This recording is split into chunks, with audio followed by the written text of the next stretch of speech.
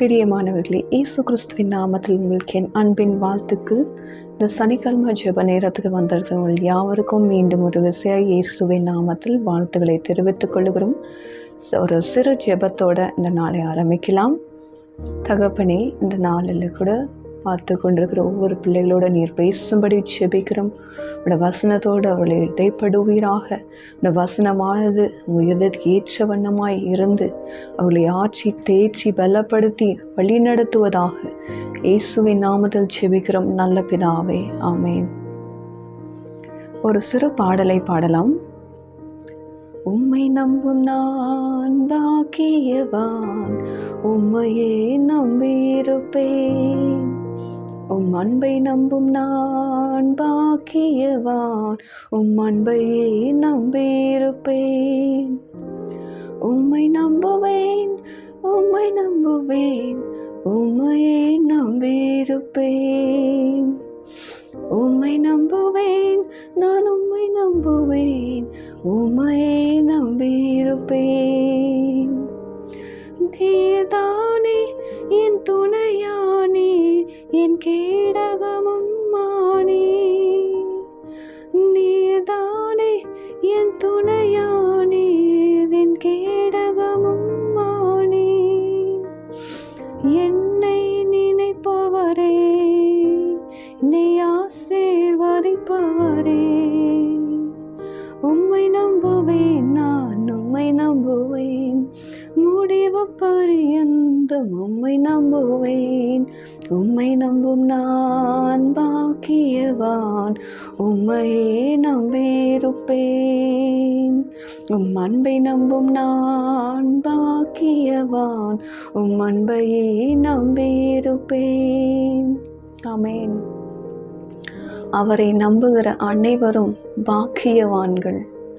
அவரை நம்புகிற அனைவருக்கும் ஒரு நாளும் வெட்கம் இல்லவே இல்லை, ஒரு நாளும் சோர்வு இல்லவே இல்லை.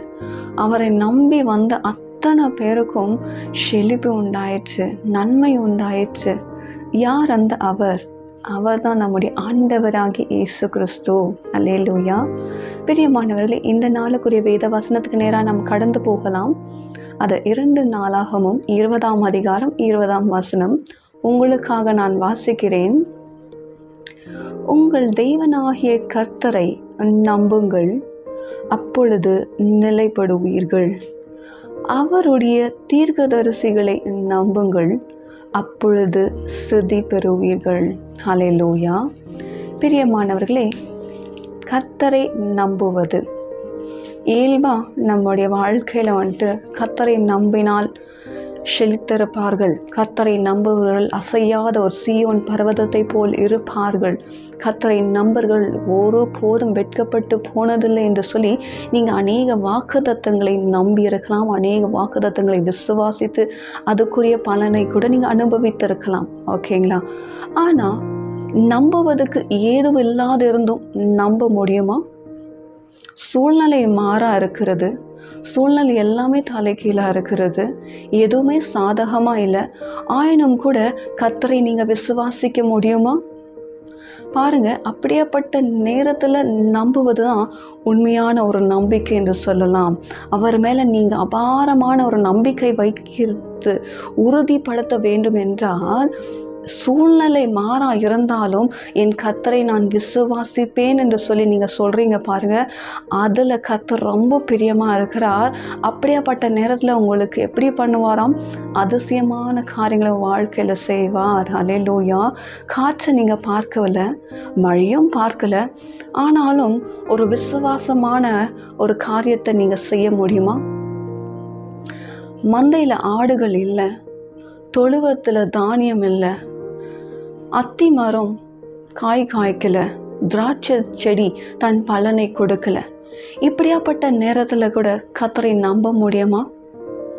அப்படி நம்புகிறனால தான் எதுவுமே இல்லை என்றாலும், எதுவுமே வாய்க்கவில்லை என்றாலும், எதுவுமே நடக்கலைனாலும் கர்த்தரை நீங்கள் நம்பக்குள்ளோ அந்த நம்பிக்கை உங்களை வெட்கப்படுத்தாது. ஹல்லேலூயா. பிரியமானவர்களே, தீர்க்கதரிசிகளை, அவருடைய தீர்க்கதரிசி தேவனாகிய கர்த்தருடைய தீர்க்கதரிசிகளை நம்பக்கூடும் நீங்கள் சித்தி பெறுவீர்கள் என்று இந்த வசனம் குறிப்பிடுகிறது. யார் இவர்கள்? இவர்கள் உங்களையும் தேவனையும் கனெக்ட் பண்ணுற ஒரு மீடியமாக இருக்கிறாங்க. இந்த காலத்தில் தேவனோட, கடவுளோட பேசுவது சாதாரணமாக ஒரு காரியம் இல்லை இல்லைங்களா? கடவுளை யாரும் பார்த்ததில்லை, எல்லாமே நம்புகிறோம், விசுவாசிக்கிறோம். ஆனால் கடவுள் உங்களுடைய வாழ்க்கையில் என்ன பேசுகிறார், என்ன நினைக்கிறார் என்று சொல்லி அநேக நேரத்தில் நம்ம இங்கே அங்கே தேடி போகுவோம். இப்படியாப்பட்ட ஒரு நேரத்தில் நமக்கு அந்த பலனை கொடுக்குறவங்க இந்த தீர்க்கதரிசிகள். இப்போ எப்படி நீங்கள் ஒரு மனிதருக்கு இங்கேருந்து இன்னொரு லொக்கேஷனில் ஒரு ஃபோன் பண்ணிங்கன்னா எப்படி கனெக்ட் ஆகுதோ, அந்த கனெக்ட் பண்ணுற அந்த மீடியம் மற்ற மனிதருக்கும் உங்களுக்கும் அந்த லைன் தொடர்பு கனெக்ட் பண்ணி கொடுக்கறது தான் அந்த தீர்க்கதரிசிகளோட வேலை. உங்களையும் தேவனையும் இணைக்கிற ஒரு காரியம். ஸோ நம்ம தேவன்கிட்ட டைரெக்டாக பேச முடியலனாலும் தீர்க்கதரிசிகள் மூலியமாய் கர்த்தராகிய ஆண்டவர் உங்களை குறித்து என்ன வைத்திருக்கிறார், என்ன பேச போகிறார் என்பதை அறிந்து கொள்ளுகிற ஒரு தொடர்புனா இந்த தீர்க்கதரிசிகளை கொண்டு கர்த்தர் உங்களுடைய வாழ்க்கையை குறித்தான காரியங்களை வெளிப்படுத்தி காண்பிப்பார். ஹல்லேலூயா. பிரியமானவர்களே, தீர்க்கதரிசிகளை எங்கே தேடி போகிறது? இந்த வேத வசனம் முழுமையே தீர்க்க தரிசனம் உள்ள வார்த்தைகள். இந்த வசனம் இப்படியாய் சொல்லுகிறது, இந்த தீர்க்க தரிசன புஸ்தகத்தில் எழுதப்பட்ட அத்தனை வார்த்தைகளும் வாசிக்கிறவர்களும் கேட்கிறவர்களும் அதன்படி நடக்கிறவர்களுமே பாக்கியவான்கள் என்று சொல்லப்படுகிறது. நீங்கள் எங்கே தேடி போக வேண்டியதில்லை. உங்கள் கையில் இருக்கிற இந்த பரிசுத்த வேதாகமும் இது எழுதப்பட்ட அத்தனை வார்த்தைகளும் தீர்க்க தரிசனமான வார்த்தைகள். ஹல்லேலூயா. ஓகே பிரியமானவர்களே, இந்த நாளில் கூட ஒரு சின்ன ஒரு காரியத்தை சொல்லி இந்த பகுதியை நாம் நிறைவு செய்யலாம். பாருங்கள், ஒரு பெண் இருக்கிறாங்க. இவங்களுக்கு பார்த்தீங்கன்னா ஒரு 18 இயர்ஸாக 18 ஆண்டுகளாக ஒரு பலவீனம், சரீரத்தில் பலவீனம். எப்படியாப்பட்ட பலவீனம்னா அவர்களால் நிமிரக்கூடாத ஒரு சூழ்நிலை, அவர்களால் நம்மை போல நார்மலாக இல்லாத ஒரு சூழ்நிலை, ஒரு டிசேபிலிட்டி, ஒரு சரீரத்தில் ஒரு பலவீனம். அந்த பலவீனம் என்ன ஆயிடுச்சுன்னா நாளடைவில் அவளை குனிய பண்ணிடுச்சு. நிமிர்ந்து நிற்க முடியாது, நிமிர்ந்து எதுவுமே செய்ய முடியாது. பாருங்கள், ஒரு பெண்ணுடைய வாழ்க்கையில் இப்படியாப்பட்ட ஒரு சிறை இருப்புனா உலகம் என்ன பேசும்? எவ்வளோ பேர் என்னென்ன கேலி பரியாசங்கள் செய்திருப்பார்கள்.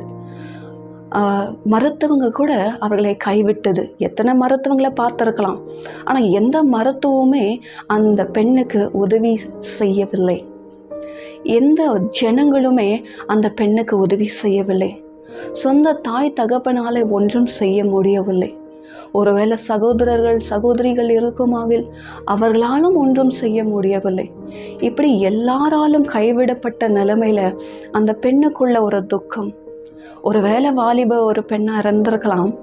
பாருங்க, அவர் உள்ளத்தில் ஏன் என்னுடைய வாழ்க்கை இப்படி ஆயிடுச்சு, எல்லாருமே நிமிர்ந்து நடந்து கொண்டு இருக்கிறார்களே, என்னுடைய வாழ்க்கை ஏன் இப்படி குனிந்து இருக்கிறது, குனியப்பட்ட ஒரு வாழ்க்கையாக இருக்கிறதே, நான் எதுவுமே எல்லாரும் போல் நார்மலாக செய்ய முடியல என்று சொல்லி உள்ளுக்குள்ளே அங்கலாய்த்து கொண்டு இருந்திருக்கலாம். இப்படியாப்பட்ட சூழ்நிலை பாருங்க, அவள் செய்த ஒரே ஒரு காரியம், அவர்களுக்கு கிடைத்த ஒரே ஒரு ஆதரவு என்ன தெரியுங்களா? கர்த்தரை நம்புவது. அவள் எல்லாரும் சொல்றது கேட்டு தன் இருதயத்தில் ஒரு காயம் இருந்தாலும், நம்புவதற்கு ஏதுவான காரியம் இல்லை என்றாலும், எந்த அற்புதத்தையும் அவர்கள் பார்க்கவில்லை என்றாலும், அவள் செய்த ஒரே ஒரு காரியம் என்ன தெரியுங்களா? தொடர்ந்து கர்த்தரை நம்பி அவரை ஆராதிக்கும்படி ஆலயத்தில் போய் இருந்தார்களாம். அல்லேலூயா. இவ்வளோ நல்ல ஒரு நம்பிக்கை பாருங்க. கர்த்தர் பேரில் நம்பிக்கை இருந்தால் இப்படி தான் சூழ்நிலை மாறா இருந்தாலும் கர்த்தரை நம்பினா நீங்கள் அவருடைய சமூகத்தில் எப்பொழுதும் விழுந்து கெடுப்பீர்கள். ஹல்லேலூயா. ஓகே, ஸோ இப்படியாப்பட்ட சூழ்நிலை பாருங்க. அவள் போகிறாள், ஜெபிக்கிறாள், எல்லாமே செய்கிறாள்.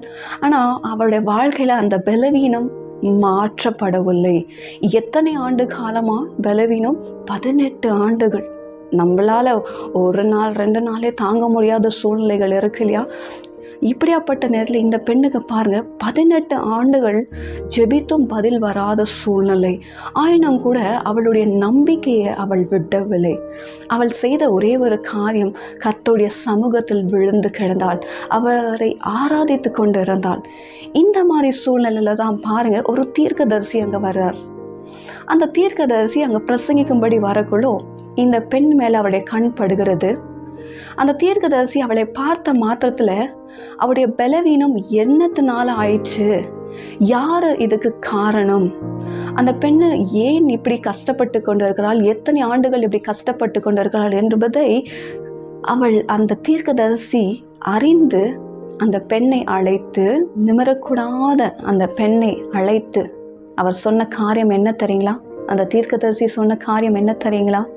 மகளே, உன் பலவீனம் நீங்கி நீ விடுதலையாய் போ அப்படின்னு சொல்லி அந்த கூனியாக இருந்த அந்த பெண் மேலே கை வைத்த மாத்திரத்தில் அவள் நிமிர்ந்து நின்று கர்த்தரை ஆராதித்தாளாம், கர்த்தரை துதித்தாளாம். பார்த்த அத்தனை ஜனங்களும் ஆச்சரியப்பட்டார்கள்.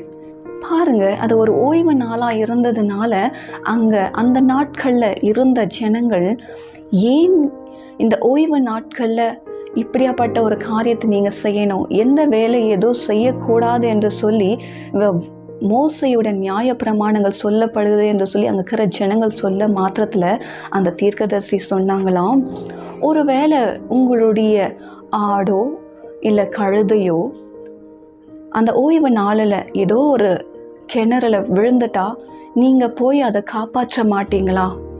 அப்படிதான் நானும் இந்த மகளுக்கு செய்தேன். இந்த மகளை சாத்தான் 18 ஆண்டுகளாய் கட்டி வைத்திருக்கிறாங்க. ஸோ அந்த கட்டிலிருந்து இவளை நான் விடுவிக்க கூடாதா என்று சொல்லி அந்த தீர்க்கதரிசி அவர்களை பார்த்து சொன்னார்களாம். அங்கே இருக்கிற அத்தனை ஜனங்களும் இந்த வார்த்தை கேட்ட மாதத்திலே மகிழ்ச்சி அடைந்து சந்தோஷம் அடைந்து தேவனை துதித்தார்களாம். பிரியமானவர்களே, இந்த தீர்க்கதரிசி யார் தெரியுங்களா? அவர் தான் நம்முடைய ஆண்டவராகிய இயேசு கிறிஸ்து. வாவ், என்ன அழகுள்ள ஆண்டவர்! பிரியமானவர்களே, இன்றைக்கு உங்களுடைய இருதயத்தில் என்ன நடந்து கொண்டு இருக்கிறது? உங்கள் இருதயத்துக்குள்ளே என்ன வேதனை இருக்குது? ஏன் உங்களுக்கு இந்த சூழ்நிலை இப்படி இருக்குது? ஏன் இந்த சூழ்நிலை இப்படி எல்லாமே தலைகீழாக இருக்குது, எதுவுமே வாய்க்கவில்லையே என்று சொல்லி உங்கள் உள்ளத்துக்குள்ளே அங்கலாய்த்திருக்கலாம். பாருங்கள், அவர்களுக்கு கூட அந்த பெண் பாருங்கள் 18 வருடங்களாய் ஆலயத்துக்கு போய் கொண்டிருந்தாருங்க. ஆனால் ஒருவராகிலும் ஏன் அந்த பெண்ணுக்கு இப்படி ஆயிடுச்சு, ஏன் இப்படியாப்பட்ட ஒரு சிறையிருப்பு என்று சொல்லி ஒருவராலும் வெளிப்படுத்த முடியல. ஆனா ஏசப்பா தீர்க்கதரிசியா இருக்கிற அவர் அந்த பெண்ணுக்குள்ள இருக்கிற அந்த வேதனையை ஏன் இப்படி ஆயிடுச்சு என்று சொல்லி வெளிப்படுத்தி அந்த சிறையிருப்பிலிருந்து விடுதலை ஆக்கினாரே. இன்றைக்கு உங்களுடைய வாழ்க்கையில கூட நீங்க ஏசப்பா நம்பி வந்தீங்கன்னா உங்க வாழ்க்கையின் சிறையிருப்பை ஏசப்பா மாற்றுவாரு. நீங்க அவரை நம்பி இருக்கக்குள்ள உங்க சூழ்நிலை மாறும். எல்லாமே தலைகீழா இருக்கிற, எதுவுமே வாய்க்கவில்லை என்று சொல்லி நீங்க இருக்கலாம். ஆனா நீங்க செய்ய வேண்டிய ஒரே ஒரு காரியம், சூழ்நிலை மாறா இருந்தாலும் நீங்க அவரை விசுவாசித்து ஒரு நாள் கர்த்தர் பதில் கொடுப்பார் என்று சொல்லி நீங்க தொடர்ந்து அவர் மேல நம்பிக்கையை வெளிப்படுத்தக்குள்ளோ, உங்களோட நம்பிக்கை நீங்க விசுவாசத்தை வெளிப்படுத்தக்குள்ளோ இயேசுப்பா உங்களோட நம்பிக்கையை வெட்கப்படுத்த விட மாட்டார். உங்க நம்பிக்கையை அவர் செழிக்க பண்ணுவார். அந்த நம்பிக்கையை உங்களை விடுதலையாக்கும். அவரை நீங்க விசுவாசிக்கிறீங்க பாருங்க, அந்த விசுவாசமே உங்க வாழ்க்கையின் சூழ்நிலை எல்லாவற்றையும் மாற்றி அமைத்து கொடுக்கும். அல்லேலூயா. இன்றைக்கு ஏசப்பாவை விசுவாசிக்கிறீங்களா? பிரியமானலே, கண்ணுக்கு தெரியாத ஒரு சூழ்நிலை உங்க வாழ்க்கையை கட்டி வைத்திருக்கலாம். இந்த பெண்ணுக்கு சாத்தான் 18 ஆண்டுகளாய் ஒரு பலவீனப்படுத்துகிற ஒரு ஆவினால் அவளை கட்டி வைத்திருந்தாங்க. ஆனா பாருங்க, ஏசப்பா அவளை விடுதலை ஆக்கினார். இன்றைக்கு உங்க வாழ்க்கையில கூட ஒரு கண்ணுக்கு தெரியாத இன்விசிபிள் ஒரு காரியம், ஒரு டார்க்னஸ், ஒரு இருள் உங்களை சூழ்ந்து கொண்டிருக்கலாம், உங்களை அலக்கழித்து கொண்டிருக்கலாம். எதுவுமே செய்ய விடாதபடிக்கு, எதுவும் முன்னேற விடாதபடிக்கு எல்லாமே தடையாய் காணப்படலாம். இன்றைக்கு நீங்கள் செய்ய வேண்டிய ஒரே ஒரு காரியம், கர்த்தரை விசுவாசிங்க. அவர் உங்களுடைய வாழ்க்கையின் சூழ்நிலை மாற்றுவார். எப்படியாப்பட்ட இருளின் வல்லமைகள் இருந்தாலும், எப்படியாப்பட்ட அந்தகாரத்தின் கிரியை இருந்தாலும், ஏசப்பா உலகத்தை ஜெயித்தவர், பிசாசை ஜெயித்தவர், மரணத்தை ஜெயித்தவர். சகலமும் அவருக்கு கீழ்பட்டிருக்கிறதுனால அவர் உங்களை இந்த சிறையிருப்பிலிருந்து விடுதலையாக்குவார். குமாரன் விடுதலையாக்கினால் மெய்யாகவே நீங்கள் விடுதலையாக்கப்படுவீர்கள். பிரியமானவர்களே, இன்றைக்கு அவரை விசுவாசிங்க. உங்கள் சூழ்நிலை எல்லாவற்றும் மாற்ற அவரால் முடியும். இயேசு கிறிஸ்துவால் உங்கள் சூழ்நிலை மாற்ற முடியும். இயேசு கிறிஸ்துவால் உங்கள் வாழ்க்கையில் ஒரு வெளிச்சத்தை உண்டாக்க முடியும். அல்லேலூயா. இன்றைக்கி செய்கிறீங்களா? அவரை நம்புறீங்களா? அவரை விசுவாசிக்கிறீங்களா? நீங்கள் செய்ய வேண்டியதெல்லாம் அவரை நம்பி இந்த வேதத்தை வாசித்து தொடர்ந்து அவருடைய வழியில் அவருடைய சமூகத்தில் நீங்கள் காணப்படுகளோ எல்லாவற்றையும் ஆச்சரியமாய் அதிசயமாய் நீங்கள் விரும்புவதுக்கு மேலானவர்களை செய்ய இயேசப்பா காத்து கொண்டிருக்கிறார். இன்றைக்கு இந்த நாளில் கர்த்தராகி ஆண்டவர் உங்கள் வாழ்க்கையில் ஒரு அற்புதத்தை செய்ய போகிறார். அவரை நம்பி விசுவாசித்து தொடர்ந்து அவரை பற்றி கொண்டிருங்க. சீக்கிரத்தில் கர்த்தர் சூழ்நிலைகளை மாறு பண்ணுகிறதை உங்கள் கண்களால் நீங்கள் பார்க்க போகிறீங்க. அற்புதங்களை எதிர்பார்த்து காத்துக்கொண்டு இருங்க. செபிக்கலாமா? தகப்பனே, இந்த நாளின் வார்த்தைக்காக உங்களுக்கு நன்றி செலுத்துகிறோமாப்பா. உங்களோட பிள்ளைகளை கூட இந்த நாளில் எந்த சூழ்நிலையில் அவர்கள் கட்டப்பட்டு இருந்தாலும் அப்பா நீர் அன்றைக்கு ஆலயத்துக்கு வந்து அந்த 18 வருடமாய் பலவீனப்படுத்துகிற ஒரு ஆவியிலிருந்து அந்த பெண்ணை விடுதலையாக்கினது போல இன்றைக்கு உங்களுடைய பிள்ளைகள் எப்படியாப்பட்ட சூழ்நிலை கட்டப்பட்டு இருந்தாலும் இயேசுவின் நாமத்தினாலே எல்லா சூழ்நிலையும் விலகுவதாக, அவர்களை விடுதலையாக்குவீராக. கர்த்தருடைய ஆவியானவர் அவர்களை விடுதலையாக்கி நடத்துவீராக. எல்லா சூழ்நிலை எதுவும் வாய்க்கவில்லை என்று சொல்லி கலங்கி இருக்கிற உங்களுடைய பிள்ளைகளை கண்ணோக்கி பாருங்கப்பா. இன்றைக்கு அவர்கள் உம்மை நம்பி வந்தபடியால் அவர்களை அந்த நம்பிக்கை வெட்கப்படுத்தாமல் தொடர்ந்து நீங்கள் அவர் வாழ்க்கையில் ஒரு அற்புதத்தை செய்து மகிழ பண்ணுவீராக. கர்த்தருடைய நாமம் மகிமைப்படட்டும், கர்த்தருடைய நாமம் மகிமைப்படட்டும். உங்களுடைய பிள்ளைகள் வாழ்க்கை செழிக்கட்டும், ஆசீர்வாதமாக இருக்கட்டும், சாட்சிகளாக எழும்ப பண்ணுங்க.